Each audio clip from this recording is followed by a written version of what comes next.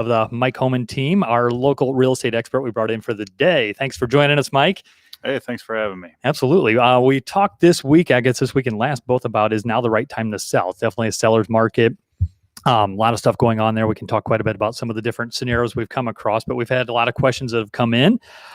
So today, talking about is now the right time to sell is when should you sell your home? The people asking, what's the best time of year, to sell the fastest, best price, something like that. So is there a best time anymore? Or is it? Yeah, I mean, typically when you go back a few years, it's always been the spring, early summer market has been the top time to sell a place, especially in Ohio. The weather is always better.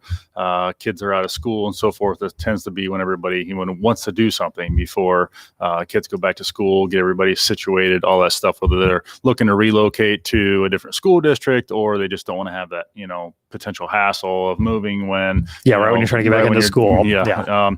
However, the way things have been the past couple of years, I honestly don't think it matters. I don't think it matters. When you put your house up on the market, there's been a demand there that has driven that timeline of early spring, summer to, the entire year. We've had people that if that perfect place comes up the week before Christmas, they don't care. It's the house they've been waiting for. So, when should you sell your home? I guess the answer would be when it is the right time for you. But as far as worrying about the time of year in the current market, it does not matter. Yep. I agree 100%. A lot of people say, well, that's spring, summer, maybe I shouldn't in winter, but you're right. I think people are just after it then. So, okay, here's a loaded question. How much should I ask for my home? Obviously, it's unique to each situation then, but what do you think is the best way for someone to come up with an asking price? So, sure. So obviously our job as your agent to work for you is to help you come up with the best possible number for that. We want you to get you the maximum amount that we can in the shortest period of time and to meet your goals. Everybody's goals are different. Sometimes that's, I want to get my house sold, by next week. Yeah. Some people are like, I want to get this price for this house. And if it takes me 2 years to get there, that's fine. So, we take your input as far as what your goals are. And then we do our research, basically do a lot of the same work that an appraiser is going to do to come up with a comparative market analysis value on your property. And, we want to make sure that it's as accurate as possible because number one, unless somebody does pay cash for your property, which it does happen, it does have to appraise. Sure. And we have to be able to have it in a price point to have interest and have it, correct for today's market. So, yeah, sorry. Yeah, I know that appraisal is definitely a bit important part. There are a lot of cash buyers now. It's just nuts. All right. So what does a listing agent do for me here? And hey, we got these new fancy toys here. I'm going to show part of this then too, kind of while you're talking about it, Mike. Show what a listing agent can do. So, all right. So obviously our job goes, it's a big parameter. So we're certainly not out there to just simply stick a sign in your yard. We do a lot of things from, again, starting from the beginning, figuring out, what your goals are as a seller, managing those goals. And sometimes we have to set people down and tell them their goals are unrealistic. Not everybody, some people think that their properties are unfortunately worth a lot more. And I have actually this year had clients that have had to say, actually, your house is worth quite a bit more than you think it is. So, it is a good problem. A short walk or drive so, from the restaurants, from bars, that point on, and nightlife, figuring out your goals, working through the process, getting you all the information you need to get your house ready to be on the market. Some people, want to do things to their houses. Other people are like, hey, this is what it is, and this is how we're going to sell it. Entirely furnished and through the marketing aspect of things, getting everything put together and in front of as many people as possible and in a professional manner. I know that's one thing that our office does that we have a lot of pride in is making sure we're not there to just simply get your house up as quickly as possible. We want to do that, but we want to do it professionally so that when it gets brought out to the public, they're seeing the house in the best light as possible. Yeah, that's very important. And you can't see it now here, and if you're listening only, you can't see it, but we're showing one of the videos you just did at a house you have in Columbus. Super nice video. And yeah, it shows timing. It is not just a rush to get on the market. All Jeffrey Park showcase the houses in its best light. So, all right. Paperwork. I kind of touched this in depth here earlier in the week, but what paperwork do you need to sell my home? Yeah, so we have some paperwork. Cool. Some of it is state driven as far as property disclosures and In-house things like restaurant. that we have the sellers fill out. You know, it's good to be as 14,000 upfront with your square foot buyers workout as possible facility to operated not by only the Go protect Fitness yourself, and but you know, to training be team. honest with people. You know, when and what they should expect, what you would expect if you're going to go buy a house. And then obviously during the process, there are you know, offers and contracts that we put together as far as the actual purchase of the property. For more information And on all this those listing, things give me a get call kind directly of complicated sometimes, but we're here to, you know, spell everything out, make sure that it's or visit our very easy website, for everybody to understand, especially MikeHoman.com. if we end up with multiple offers and putting that all together so that you know, everybody can you know, make that best decision and again all the way through the closing process. So Yep. So maybe you shouldn't just pull something offline and print it up and run with it. Maybe not. It can happen. yeah, it can do. it can happen. But you know, having all your bases covered if something would go wrong is tough and with those situations. So. All right. Kind of a playing off of that, then what marketing is involved? And you talked a little bit about that, but I'm showing the video that you'd put together recently. Hey everybody, but Mike Homan here with what else? REMAX. How do you Home market a home? What's the best way to go bringing about you a that? new listing right you here know, in the that heart of is, the Italian Village, again, Columbus, something Ohio. that we take pride in here and do a lot of. And there's all kinds of different avenues that we use. We do a lot of video marketing, as you guys can see. Shout out to Dead Shark Productions for putting this together for us. They do a tremendous job. And so video is very effective. We try to use that as much as possible. We have our 3D Matterport system Located to in Jeffrey put those Park, 3D and just a walkthroughs short models walk or together of drive the from property. restaurants, bars, And we nightlife also that use makes that system Italian to Village pull so essentially great. professional quality photographs of your property out as well. So, you know, these are not, you know, just, you know, snippets in your bedrooms, house. They're very professionally looking. You know, we want to have that first impression. That's Move-in the most Ready important enters a thing. new level. as We this try to get the townhouse house out comes to anywhere and entirely everywhere furnished possible. and Obviously, our decorated. REMAX national site is one of the, if not the biggest viewed, you know, national real estate website in the world. Live in not modern just here luxury in with the United extensive States. connectivity. throughout. We also utilize, you know, the Media bigger system sites like and sound Realtor.com that systems, we have access to, remote control Zillow, Trulia, shades, security, and you know, and anywhere where we can get it out. So Craigslist, Two-car Facebook, attached we do a lot of garage. Facebook marketing, Instagram, social media is really Two huge. terraces, including So rooftop, anywhere TV, that we can and possibly outdoor get that out furnishings. there, and any avenue is where our goal is. All right, good deal. So here are a couple of questions we got. Enjoy What all condition Jeffrey should Park my has house to be in offer. to sell? So should they empty it, depersonalize it, fix, Community clean? center. Is it placing to be perfect? Sure. Yeah, this is a big question. Honestly, it comes down to Cool. you know, you as a seller. Okay, we want you to have your In-house house as restaurant. presentable as possible.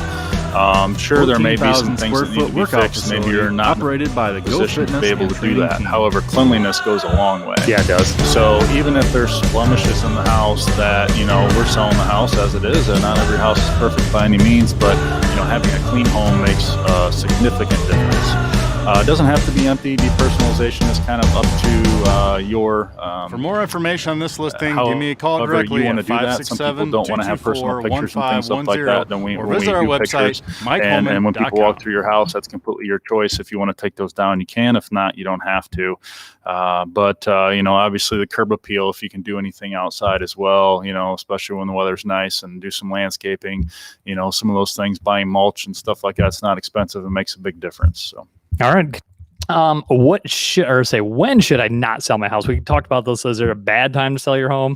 Not really, but basically it just has to work for you. So, Yep. you know, the timing has to be right. Number one, the toughest thing that we're having right now you know, we're working with and trying to work with sellers is sometimes it's tough to find a place to go. So we have people that want to sell, but trying to figure out and play that game of, you know, if your house sells tomorrow, you know, do you have any options? And we don't want people to be homeless. There's a lot of things that we can do to you know, have some protections there. So, you know, the biggest thing is the timing has to be right for you as a seller. All right. And a couple more questions kind of play right into that. What time of year do homes sell best, and when are people buying homes? Sure. Well, right now it doesn't matter. They're buying homes all the time. You know, typically in our market, like I said, that spring to summertime is the hottest, but anymore, there's not a cold time right now. If you want to, don't be afraid to put your house up, in the middle of December. So we're still going to have some activity there. I pulled right before we went on here, days on market here. So Tiffin, Seneca County area, we went median days on market, 49 days, average day, just under 70 yet. So from listing to sold day, basically. And when you're looking at with the way times have been with banks right now, a 35 to 50 day close time, that's, they're not on the market. That means it's going quick. Yeah, they're going real fast then. So, okay. How long should I wait to lower my price? Because we've talked about this in the past then too, just because it is a seller's market doesn't mean, a buyer's going to pay any more than what it's worth or, what the market seems fair. So right. How long should you wait on that note? So this goes back to, our initial meeting and hopefully having the same expectations between ourselves and you as a seller and trying to set that price right from the beginning. But for some reason, if we feel like it is still priced a little too high for whatever reason, generally, especially in this market, within the first 3 to 4 weeks, we're going to have the most activity that we're ever going to have on your property. And if we don't get any offers or if the feedback is price, point during that time frame, I would say it's time to make an adjustment then. Yep. So that's that happens quicker now than in years past anyways then. So, all right, I guess this one kind of plays on it then too. A little bit. What is a seller's market? We talk about it all the time. I've had a couple people ask me that. We had a question come in. So what would you define, I guess, as a seller's market? And when is it? Is there a particular time? Yeah, well, I guess I would define it as right now there is much higher demand for houses than there are houses available. And that's helping with drive prices up. And, that's exactly what that means. Okay. So just supply and demand is all it comes down to. So how long do people stay in their house before selling? And again, kind of a broad question, but. Well, it just depends. We've had clients that have come back to us and moved within a year or two of being in a home. And we have, we have clients that are there for a long time. I don't know exactly what the average, I think it used to be like 7 or 8 years or something like that people lived in a house before they were looking to move, does that seem? And I think it's gone down a little bit in this area here anyways, and a little bit from there. But yeah, like to your point, we've had people that have literally within 12 months to 18 months after buying a house have turned around and resold then. So, right. All right. Should I live in my house while I'm selling? That's not always an option to do or not do, I guess, but should you live? Yeah. And the vast majority of people do, frankly, most people can't buy a house without selling their other one first. So it's just something that we have to work with. I know sometimes it's tough, especially people that have kids and pets and trying to keep the house clean in between showings.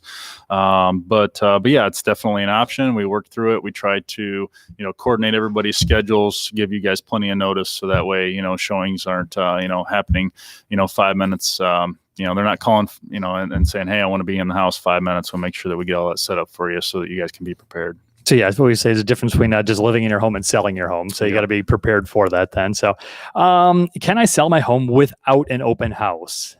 Yeah, so open houses are, again, going to be a preference of the seller. Some people aren't comfortable with just, allowing anybody to come through a home. Other people are okay with that, so it's just a comfort level there. And yeah, you can absolutely, sell a house without doing an open house. And if you want us to do one, then we would be happy to. Yep. And especially with COVID and everything like that, it's going to flip the script on that a little bit then too. All right. I know you've been waiting for this one. How do I show my house with all of my pets? So you got your dog, your cat, your bird. So we love the pets. Not everybody loves pets. So we need to have those pets, at least if nothing else, if they're going to stay in the house during showings, that they are secured, whether they're, in a cage or if you take them with you or whatever, for safety reasons. Even if your pets are, extremely friendly or whatever, some people are allergic to pets, so having that, aspect of things taken care of, and, they get somebody unfamiliar in the house, or if we have people that, for cats, for instance, they may say there's cats in the house. We may not even know where they are, but they can get kind of skittish. And the last thing we want to do is worry about one sneaking out the door behind us, when we don't see us either. So, for their safety and everybody else's safety, it's best to just make sure they're either not in the home at the time or that they're secured. Yeah, I love the cat stories. The one real estate instructor talked about the cat got out and they took an hour to get the cat back in the house, and it turns out it was not their cat. So they put some other cat back in the house. And so I don't know how that story ended, but probably not well. probably not. So, all right. We kind of an obvious question. I should have this one up top here. Then, should I list my house for more than it's worth? It's a seller's market, Mike. I should get it top dollar. Should I list it way over asking price, or list a normal sales price? I guess. So we want to have a targeted sales price that meets the market. If there's demand there to drive your property over that market value, then the market will drive that demand. So we need to have it priced right and from the beginning, and like I said, the market will drive that price higher if it desires so. Yep. Yeah, good example. One we're working on now then too, saying it had a ton of activity on it. Yeah, I think your team ended up having the winning bidder on it then, or winning buyer on it, but it went well over list price then. So the market will tell you what your home is worth then. So, all right. And then we have a special last minute question from Sarah. Mike, how do you literally know everybody? How do I know everybody? Well, I don't think that I know everybody. She likes to think that every time you're on the phone, you're like, oh, we used to play softball, or I hung out with your kid, or whatever. Well, so a shout out from Sarah, a question from Sarah. We snuck in there. How do you know everybody? I can't say that I know everybody, but it does happen quite often where I get a phone call or a lead, I'm talking to them, and next thing I realize that, hey, I grew up with their brother or something along those lines. And, it happens in this business. A lot of people, you get to know a lot of people, and, those connections help out a lot, because you put that personal aspect into things. Yep. All right. And you might not know this one either. Mike is also a fireman here in Tiffin. So again, we're broadcasting today. It's Friday, September 11th. It's a day, again, we all like to think back on, and, a lot of firemen died that day then too. It was near and dear to everybody, especially you guys. It's been 19 years already. It's crazy. It's been that long. I guess I'll show my age here a little bit. I believe I was, I think, a freshman in high school. Were you really? And, so I was in school and all this happened. I remember watching on TV, remember going out to football practice that afternoon. After school, they canceled practice, and watching F-16s fly over top of the field to wherever they were going. And it was just, it was surreal. But certainly, something we would never want to forget and keep in the back of our minds. So. Yep, for sure. All right. Well, appreciate keeping us safe, Mike, here then too. So everything you do, and we got your contact information on there. But what's the easiest way for somebody to find you then? So you're looking for Mike Homan. Yeah, you can give us a call. Cell phone numbers 567-224-1510. That's the direct line to get a hold of myself or my team. And then our website is MikeHoman.com. All right. And we'll put that link then here as well then. So, all right, cool. Well, Mike, thanks. Appreciate you stopping by here. Make sure to step back. We got another topic this coming week here, and we'll have you back on here, I'm sure, sooner than later. So sounds great. Thanks, Mike. Appreciate it. Yep. Thanks, Bill.